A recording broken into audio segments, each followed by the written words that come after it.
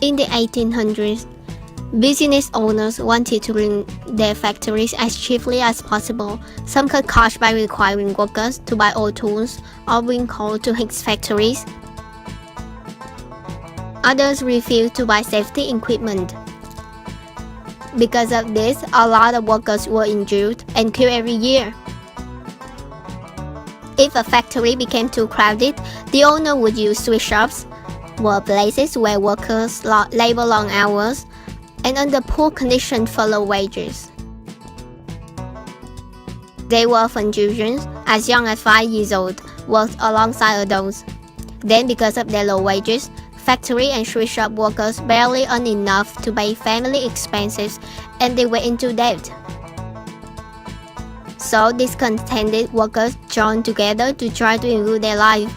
They formed labor unions, drove up workers, negotiated for better wages and working conditions. After the Civil War, some unions started to form national organizations. One of these was the Knights of Labor. These were a loose federation of workers from all different trades. Even women and African Americans were allowed to join. Then, beginning in 1873, the United States went into a serious economic depression. Over the next 4 years, millions of workers took pay cuts and about 1/5 lost their jobs. There were 2 railroad strikes. The first one in 1877, the Baltimore and Ohio Railroad declared a wage cut of 10%. B&O workers in Martinsburg, West Virginia refused to run the trains. No labor union had called the strike. The workers themselves had stopped working on their own. As the news spread, workers in many cities and in other industries joined in. In several cities, state militia battled angry mobs. President Rutherford B. Hayes called out federal jobs. Dozens of people were killed. The strikes ended in 2 weeks, but did not prevent the railroad pay cut.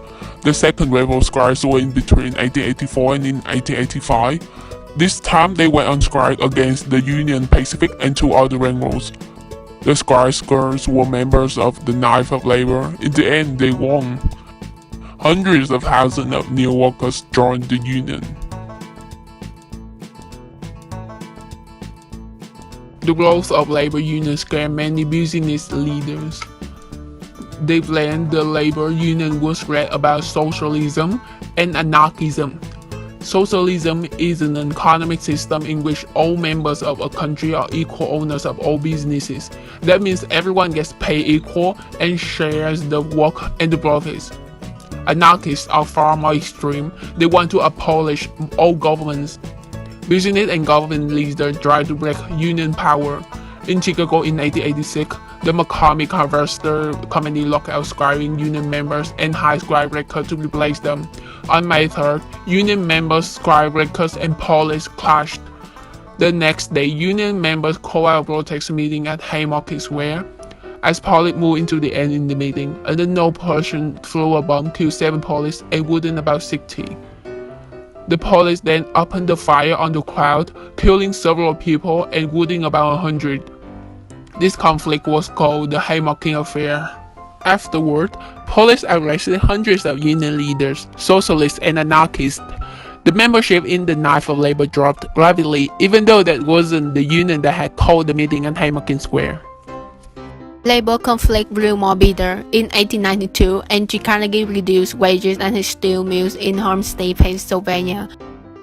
But the union refused to accept the cut.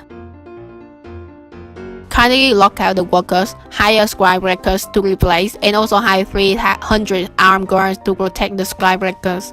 In response, the lockout workers guarded weapons and a battle broke out that left 10 people dead. After 4 months, the scribe collapsed, breaking the union. Workers lost another dispute in 1894. The Pullman Pelham Car Company cut workers' pay 25%. They also did not lower rent on company housing. Many workers made almost nothing after paying rent. Therefore, the Pullman workers began the Pullman strike. When the Pullman Company refused to negotiate, American Railway Union resident urgent debts tried to settle the dispute, which turned violent. Rail traffic in much of the country came to a halt. President Grover Cleveland called out federal jobs to end the strike. Finally, debts were put in jail. Workers most commonly receive low wages and few benefits. So in spite of the opposition to unions, labor movement did not die. In 1886, the labor leader Samuel Goebbels helped found a new national organization of union called the American Federation of Labor. Unlike the Knights of Labor and other unions of that day, the AFL was open only to skilled workers. They focused on improving working conditions by using strikes, boycotts, and negotiation. The AFL won shorter working hours and better pay for workers. In the next few decades, labor unions continued to fight to change the way all Americans worked.